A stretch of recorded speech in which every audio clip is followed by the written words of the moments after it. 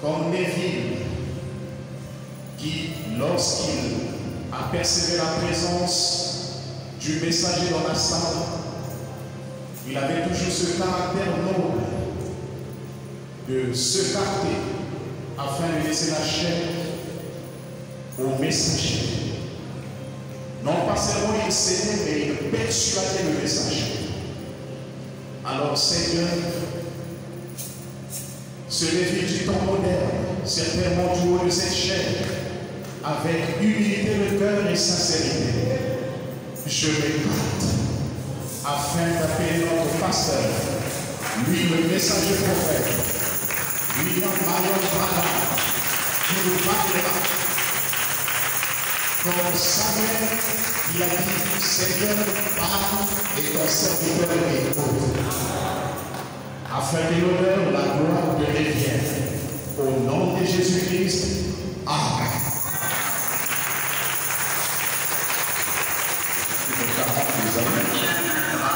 Et aussi le chapitre 1, le chapitre 3 de 1 Samuel. Tenant ces passages, notre lecture de la parole. Et j'aimerais que nous tournions la tête.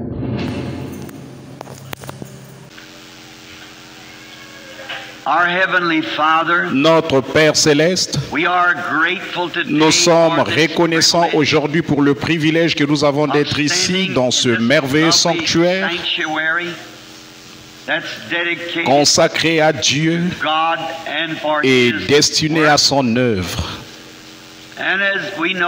Et nous savons que tes serviteurs se sont tenus derrière cette estrade ou derrière cette chaire maintes fois avec une vie consacrée à ton service. Et tout ceci ce matin réveille des souvenirs d'un réveil qui en était à ses débuts. Après que le Saint-Esprit était descendu sous la forme d'une grande lumière, semblable à une colonne de feu, et avait annoncé que le message se répandrait dans le monde entier. Et aujourd'hui, c'est un parfait, c'est un fait historique. Le message a enflammé de grands hommes comme Oral Roberts, Tommy Osborne, Tommy Hick, et bien d'autres après qu'ils l'ont vu, et nous constatons que grâce à nos efforts conjugués, le message a allumé des feux de réveil dans toutes les nations qui sont sous le ciel, le message pentecôtiste. Nous te rendons grâce et te louons pour cela, ô Dieu puissant. Et aujourd'hui, nous te prions maintenant de disposer nos cœurs, les préparer pour le grand enlèvement qui, nous croyons, aura lieu bientôt. Et si nos cœurs ne sont pas prêts pour cela ou pour toute autre chose que tu nous réserves, nous te prions de nous pardonner nos manquements et de nous parler par ta parole aujourd'hui.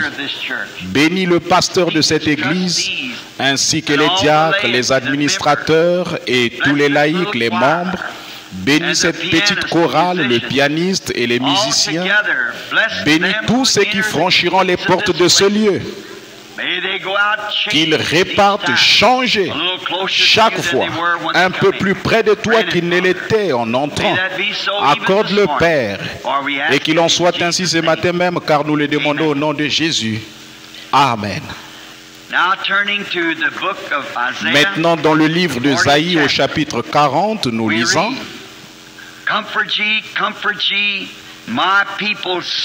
Consolez, consolez mon peuple, dit Dieu.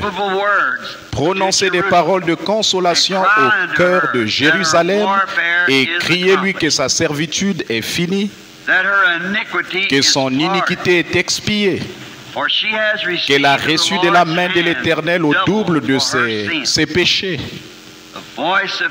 Une voix crie: préparez au désert le chemin de l'Éternel, aplanissez dans les lieux arides une route pour notre Dieu. Que toute vallée soit exaucée, que la montagne et la colline soient abaissées, que les coteaux s'échangent en plaine et les défilés étroits en vallons. Alors la gloire de l'Éternel sera révélée et au même instant toute chair la verra, car la bouche de l'Éternel a parlé. Maintenant dans le livre de Samuel, 1 Samuel au chapitre 3, je vais lire les versets 1, 2 et 19. Le jeune Samuel était au service de l'Éternel devant Élie. La parole de l'Éternel était rare en ces temps-là. Les visions n'étaient pas fréquentes. En ce même temps, Élie, qui commençait à avoir les yeux troubles et ne pouvait plus voir, était couché à sa place.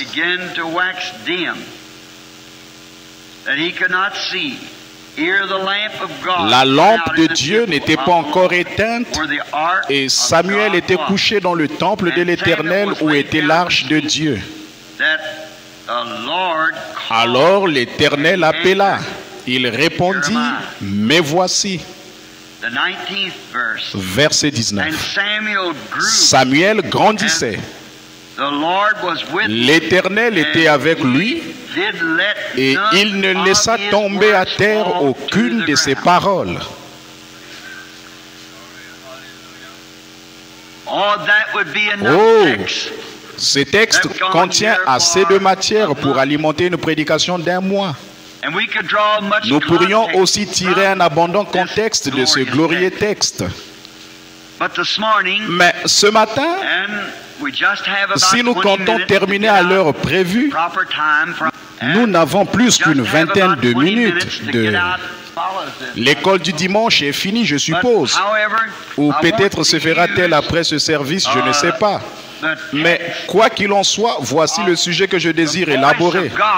La voix de Dieu en ces derniers jours.